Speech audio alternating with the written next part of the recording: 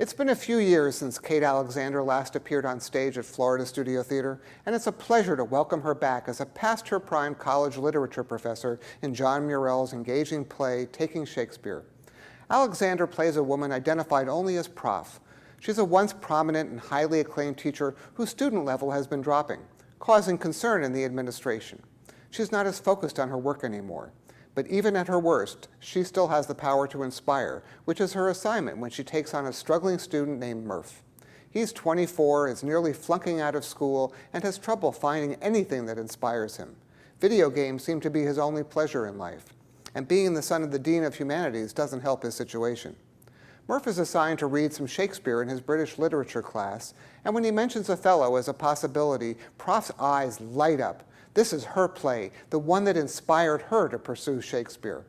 Alexander has fun with a role that calls for her to be frustrated, excited, exasperated, and a little over-the-top dramatic, all at the same time.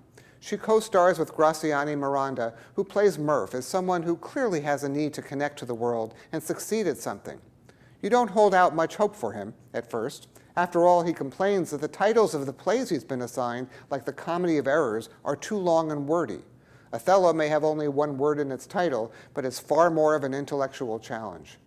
But once the two start working together, you see student and teacher alike learning and growing in their appreciation of the work, of Shakespeare, and life itself. There are some problems in the script that may leave you wanting to know more, especially about Prof's personal life and the problems that brought her to her current state.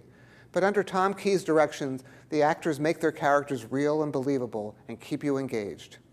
Taking Shakespeare runs through August 17th in Florida Studio Theater's Gompertz Theater. And for opening night, I'm Jay Handelman.